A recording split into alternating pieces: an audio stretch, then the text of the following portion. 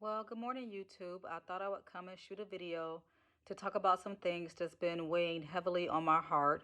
Things that always are, but there are certain things that happen that makes them more in your face, more you have to deal with it, more you have to think about it, more you have to think about you, your families, those you love, those you interact with. So that's kind of where I'm at right now.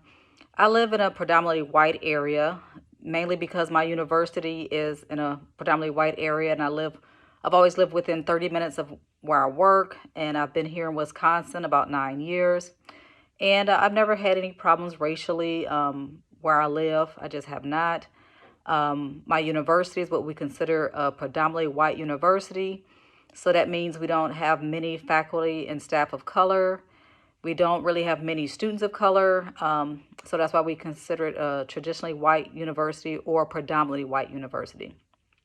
Well, one thing I've noticed is that when a black male is killed by the police, several of my coworkers tend to send me messages on Facebook or they email me and they say things like, "You matter," or they say things like, "Hey, I'm just checking on you.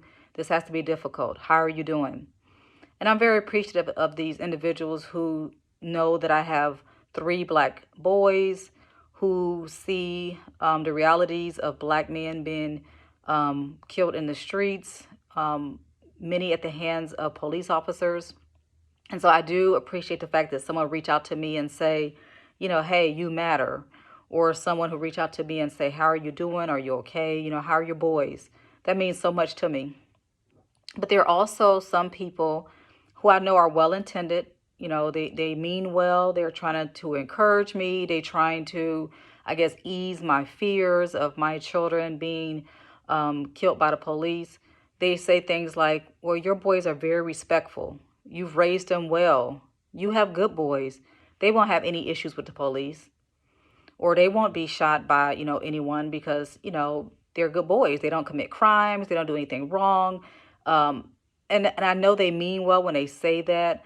But when I think about a person like Ahmaud Arbery, who was, going for a jog in his neighborhood, a really nice neighborhood, and who was, shot and killed by a father and son duo, someone telling me that you raised your boys well or they're not in trouble, they're going to be fine, really doesn't do anything but invalidate the fears I have for my children, right? Or when a woman like Breonna Taylor can be sleeping in her apartment and she's shot because a case of mistaken identity, So I guess the thing is, a lot of times when someone is killed by the police, specifically a black male or even just a person of color, people tend to go to the, "Well, they did this or they did that, or they should just not resist. They should just, follow directions." That sounds good, but in reality, people have been killed by the police and they were not resisting. Okay. Or even if a person is resisting arrest, that's not a crime where the penalty is to be killed, right? So the penalty for resisting arrest is not to be shot and killed. The penalty for having a kilo of cocaine in your car is not death, okay? And there are states that, of course, have the death penalty, and so there are certain crimes that negate the death penalty. And, I have issues with the death penalty. I used to be in favor of the death penalty. As I gotten older, I'm not in favor of death penalty because I know there are several people who are on death row or people who've been accused of committing crimes that did not commit those crimes and they die. We've seen several reports how people have been released from prison after 30, 40 years because of new technology and DNA and things like that. If those people had been, executed, they would never been set free, And so I'm not a proponent of the death penalty mainly because of there are a lot of people who are in jail and who've been, found guilty of crimes they did not commit.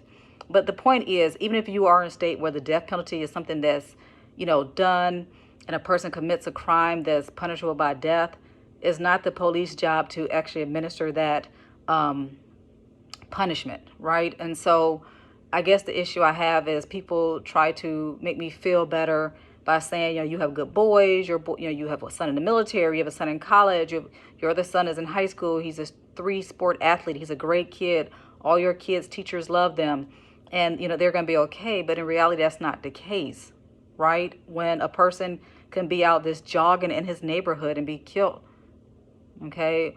Or when someone could be put over by a traffic stop and be killed by the police. There's so many incidents over and over again. When I heard about the shooting of the young man, 20-year-old young man, Devontae Wright, this past weekend, it's almost like I become numb to it. It's like I become numb to mass shootings. I become numb to police shootings, and it's like I don't want to be numb to it, but I think it's a defense mechanism, because I have a son who will be 26 next month. I have a son who's 23. I have a son who will be 17 next month. And so I know that that young man could have been one of my children. The thing is, I know in most Black households, I know we have a lesson that we teach our children. That lesson is how to respond to the police. I taught all my kids how to respond to the police. And some of you may be like, what the heck is she talking about? Well, when you get put up by the police, you pull over, you put your hands on the steering wheel, you don't move your hands from the steering wheel until the officer tells you it's okay to grab your wallet or something out your glove compartment. You say what you're doing. I'm grabbing my wallet out my glove compartment. I'm grabbing my insurance out of my glove compartment. You don't just reach real quickly and do anything. You say, yes, sir, no, sir, yes, ma'am, no, ma'am. You don't elevate your voice. You do as you're told. Okay. Now, yes, I have taught my children to respect all adults. My children have always, as they were coming up, they knew if someone tell you to do something, you do it. Unless, of course, it's something inappropriate sexually or whatever. But if adults say, I need you to go do this, you do it. If they say, get down from that tree, you do it. You don't talk back.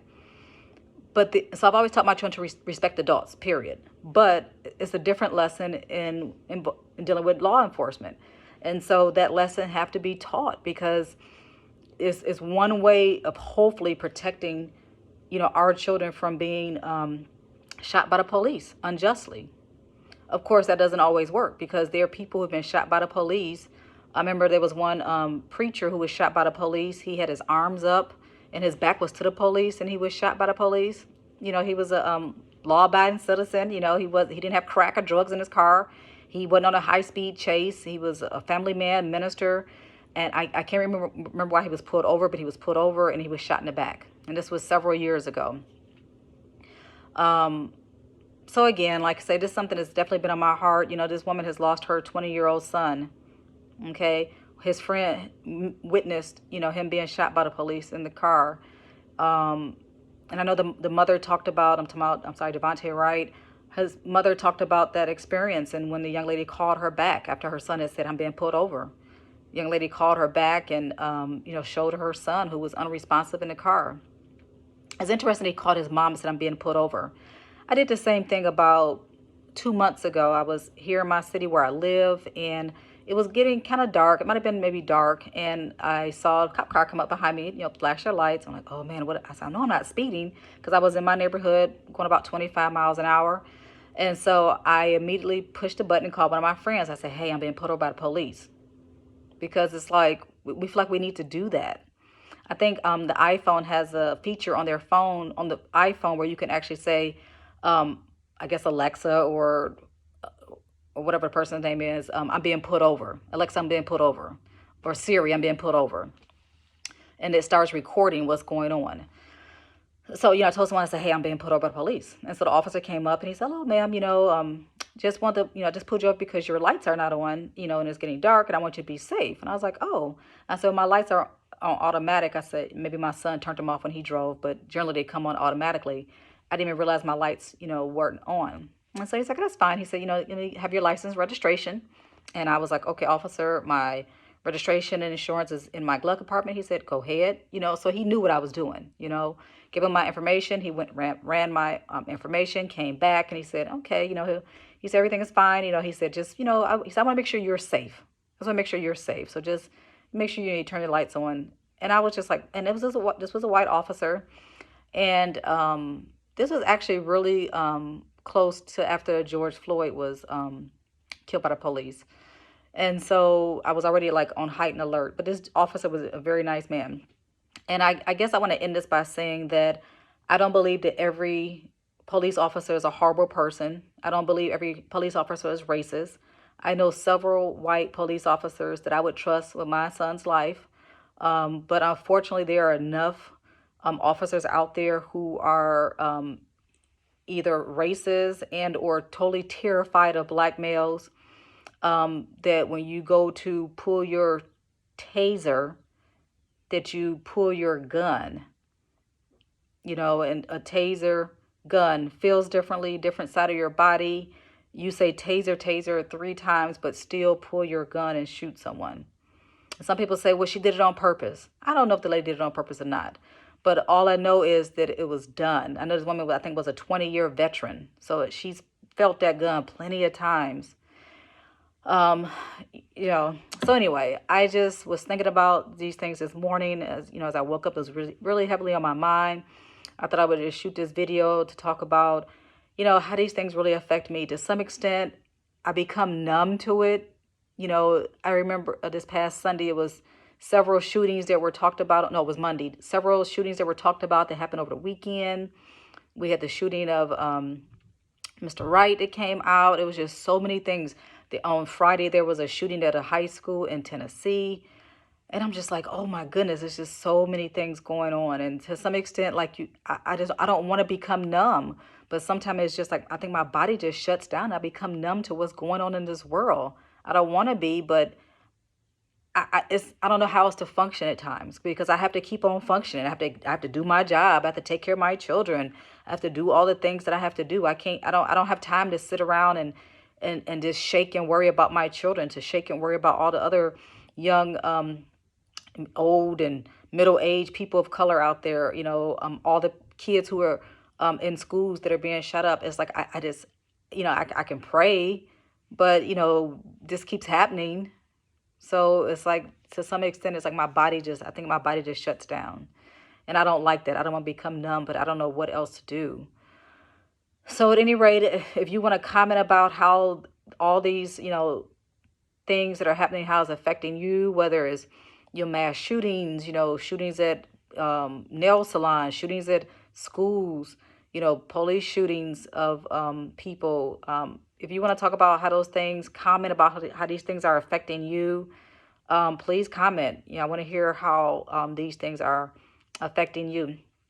For those of you who are subscribers to my channel, thank you so much for continuing to support me. For those of you who have not subscribed to my channel, if you're here visiting, welcome. Please consider subscribing. I generally talk about my memoir, but my editor has my memoir right now. And so I am just talking about things that are, going on right now, things that are relevant to me until I am ready to get those edits worked on. Try to have a good day, everyone. Take care.